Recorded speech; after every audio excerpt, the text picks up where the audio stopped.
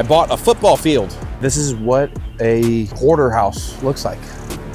The only thing you can do in a house like this is just gut all of it. You think you'll like that one? Because I do. I thought it was gonna be a big old waste. I was falling asleep on camera. We just gave that to Lyle Lovett. People are constantly asking me, what is it that I do? With my background and with the Netflix stuff and all that, my answer is always the same. I'm an entrepreneur. I'm a deal guy. I'm a businessman. But I'm not a businessman or an entrepreneur in the sense that I'm sitting in an office all day making phone calls. I go out and I hustle. It's the way I was raised and it's what I do. And I want to be able to share that with you and hopefully give you some wisdom and some knowledge on some of the lessons I've learned the hard way. I want you to see how to make money for yourself. And I think it can help people. And I think it can change people's lives. As we get started through the day, I don't know what it's going to be. I know that there's going to be deals out there. I know we're going to have fun. I hope to accomplish stopping by a couple of the pieces of real estate we recently picked up. There's a hoarder house that I'm hoping we can stop by that we picked up. That's pretty intense. Nasty son of a live there. Oof. We'll be able to stop by Arcadia and give the kind folks over at Arcadia a present. We'll see what the day brings, but every day, every single day is an adventure. And I can promise you that it's not gonna be boring.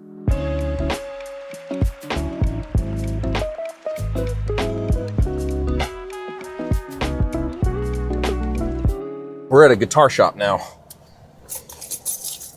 We bought everything in it. Welcome to the jungle, full of guitars. And I gotta pick one out to give to Arcadia Live. Which one do you think you'll like the best? Probably something over here. I've been looking at guitars for weeks and weeks and weeks, and it's just like, these guitars we have bought in this collection are just sick. It's probably an 80s Martin. I don't know. Think Lyle Lovett will like that one?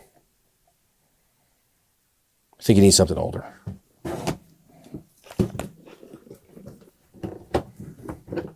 You think he'll like that one?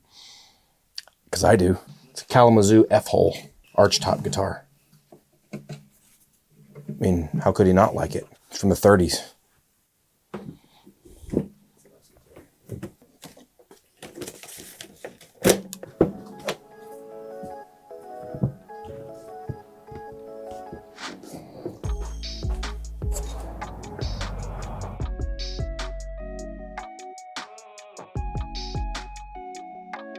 Dropping it off. Knock, knock. How are you? How you doing? Good. Come on in. This is a 1934 Kalamazoo archtop F-hole. What is this guitar worth? I mean, $8,000, $7,000. It's in original condition. Well, that was a win. Anytime you can give like that, and it's going to go. I mean, helping local musicians, helping the community, helping nonprofits, doing it in a way that is meaningful. We win, they win, we all win. That made me feel better today than anything I've done. They're giving it to Lyle Lovett as a thank you for coming to our town and playing. It's awesome. Like your video. I guess he doesn't like us. Grape juice. Great wine, unique beer, and simple food. It's been around forever. This place is legendary. Pat, the owner's the man. I don't remember the exact numbers, but I want to say it's like out of the general population, over 2% have compulsive hoarding disorder, which is I guess it's like OCD of sorts, but it's a compulsion to keep things. And there's basically two categories of hoarding. It's wet hoarding and dry hoarding. Dry hoarding is like the classic old lady that you think of that's a pack rat who keeps all the milk jugs in Tupperware and it just piles all the way up, but it's not like a stinky, gross home. It's just full of stuff. And then wet hoarding is the exact opposite, where it's like, can't throw away the chicken bone after you eat it, and there's rotting trash and fecal matter and piss, and it's just awful, nasty, very hazardous, gross, wet mold, all the things that come along with that. And we bought this property on the river. The back house was where this caregiver was living, and she was hoarding worse than I've ever seen on any of the TV shows. When we closed on it, she left, but there was hundreds of rats in this house. And I didn't know what to do. Like, I had no clue of like how to clean this out. I knew that the whole house needed to be gutted to the studs, but I asked my uncle to just come help me, like get it going. In the very back of that house was an ice chest. And this is so nasty. I don't even know why I'm telling you this. It makes me gag to think about it because of the smell. In the back of the ice chest, there was no ice, and there hadn't been ice in it in years. It was water, and what was in it was a turkey that had been sitting in this watery soup for presumably years. And I can remember grabbing this, like with Jason, not knowing what was in it, grabbing it, and then I think the lid popped off or one of the handles broke, and I just hear my uncle squeal like, "What?" And I see this like plastic wrapped turkey that had been so expanded it was just like a black ball of mush, but it said like Butterball on it, just like on the ground, and him just like all the way down his pant legs into his boots, like, yeah. We got to be somewhere at 4. I just remembered. Hey, buddy. Hey, it's 4 o'clock, right? At the store? Yes. Oh, okay. Yes. All right, I'll see you there. Okay, see you then. Okay, bye-bye. We out of here. One thing is I got a hotline. When the hotline rings, it means somebody wants to sell me a house. I don't care if my father-in-law is praying over our dinner at a family meal. If the hotline rings, I answer. Every time, no matter what, time doesn't matter the time of day, I pick up my phone when that hotline rings. And you can call that hotline and you're going to get me. Yellow. Hey, come on in. Hi, how are you? How we doing? I'm Nate. You know one that would probably be a great beginner guitar is that Masterbuilt right there to the right? Because a lot of these guitars are really just high-end collector stuff, but that's more of the player grade. This is a Martin, and it's listed as $450, but we can give them a deal on. How about $4,000 for everything? Can't go wrong there. And we'll just keep giving. I mean, if there's more stuff y'all want, we'll give you. deals. We'll dish off to you whatever you want. It's not going anywhere. Yeah, well, let us run down to the bank. We'll be here. No problem. I thought it was going to be a big old waste. I was falling asleep on the camera. He was talking, and I was going. So we just did something really cool. We took that old Kalamazoo F-hole that was in the box from the 30s. It's called Kalamazoo. Yeah. And we just gave that to Lyle Lovett. Cool. So we just gave him one. So that's the number we need to mark it off the inventory. Donated to Arcadia Live for our Lyle Lovett concert tomorrow. Lyle Lovett gets the guitar tomorrow. This is like ridiculous. Some of these deals we get into are just weird. So like a lot of people are like, why do you do this? Like, why? You don't need to buy this kind of junk. Like, it's fun. I have fun doing it. So I want to do all the fun things. This is fun and we make money. Always look at the other opportunities. So if you're not the buyer, you're the seller. If you're not the seller, you're the buyer. If you've already sold, use your mouth. Tell this guy, anybody he brings, we'll give him 10%. He knows people. So we give him 10% in trade or cash. Or you don't even have to say a percentage. You could just say, we'll give you a kickback on anything that anybody you bring us that buys something, we'll give you a kickback. That's even better because our margins are tight on this deal. So now we're just waiting for them to bring us cash, and then we're going to go on to the next. Appreciate We've been on Facebook forever, I think. Well, good to see you guys. Hey, y'all enjoy those. All right, appreciate it. Yeah. Thank you. Take care.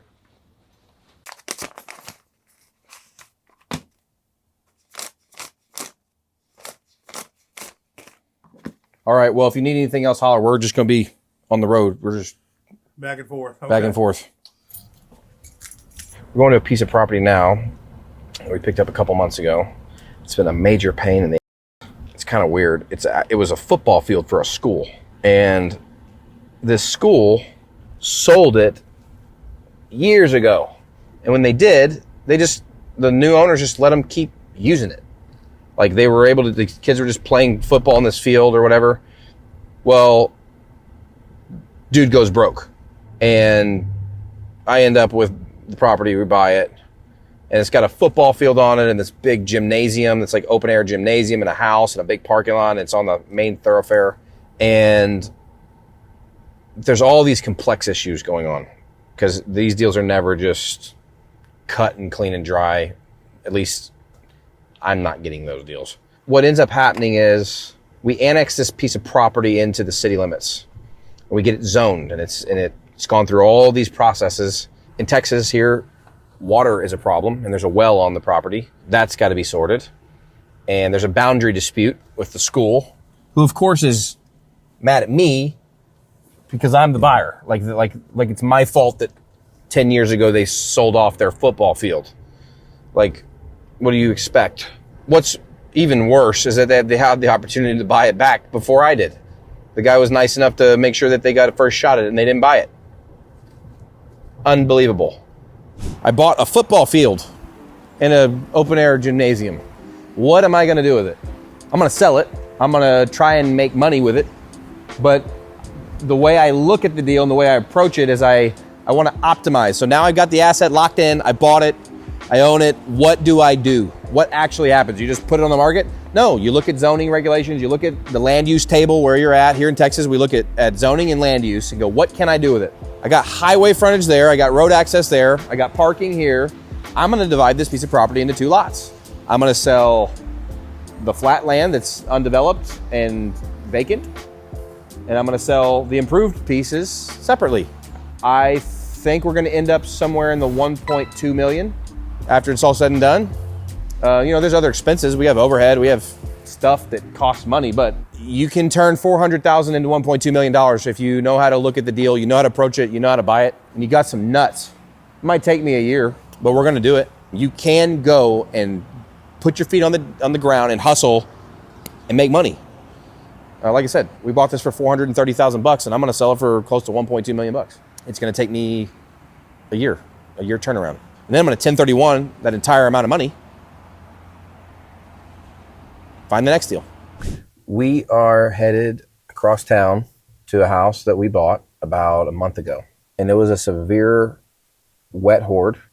I want to check on the status of it and make sure that it's in a state of progress and not just sitting and nothing happening. Go make sure that the guys got it cleaned out and kind of get a vision for next steps. We paid $80,000 for this house and it's in a good neighborhood. I've actually had a lot of success in this neighborhood.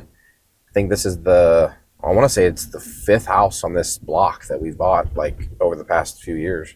We just keep continually improving this neighborhood and the values keep going up and it's everybody's happy about it.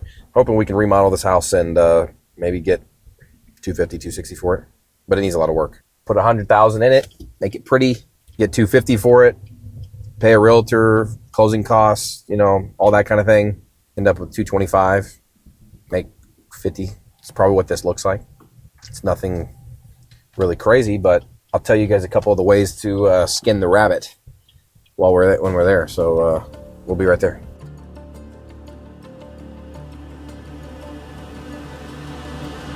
Dumpster's full. Probably means some work's been going on.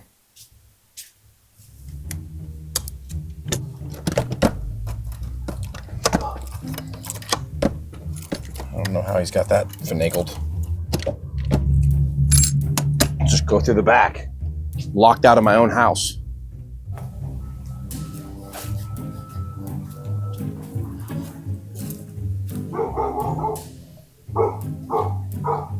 Welcome. This is what a hoarder house looks like. A lot of people are probably asking, why would you buy that? The reason why we want to buy this is because we can create the equity very quickly and very cheaply. This backyard, for example, we can create equity in this piece of real estate by removing this stuff, taking it to the dump, and cleaning it up. Let's see if we can get in here. Let's try it. Almost broke an ankle. I don't recommend wearing your Gucci's into places like this most of the time. Let me make a call.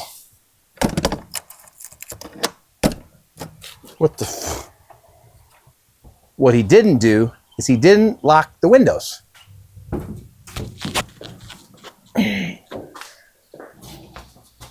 Honey, I'm home.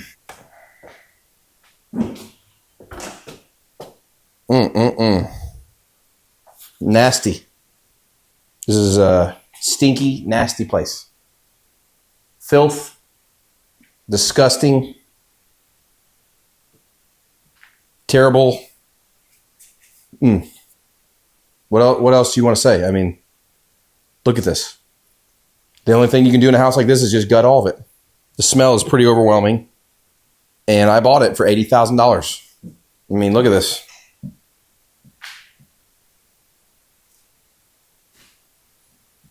When I see houses like this, I get excited. Even though it's gross to be in here and I should have my mask on. We both should be having a mask on. This is disgusting. I get excited because I know this is money and it's fast, free, easy money. Next time we come back here, this place is going to look a lot different. So yeah, it looks like Lyle Lovett showed up. And hopefully tonight they'll give him his guitar and that he'll accept the gift that we gave to the Arcadia to give to Lyle. So it's kind of clickbait that we put on here that Nate's giving a guitar to Lyle, because I'm really not. I'm really giving it to Arcadia. But I think he'll get it nonetheless and love it. It's a 1930s Kalamazoo. This morning we were talking about, I've got to go to a funeral today. I'm delivering a eulogy for my grandmother. And I was thinking about kind of what I do and how I was influenced by my grandmother and grandpa. And they literally, my grandma and grandpa would conduct garage sales at their house to make extra money, but they'd also go to flea markets and antique conventions, and they would do this as a hustle. And I thought about it like my grandmother was an ultimate hustler. The start of the company that I own, it basically was passed down. My grandmother and grandpa knew how to do it, conduct estate sales and go and buy and sell, and they taught my mom how to do it when I was an infant.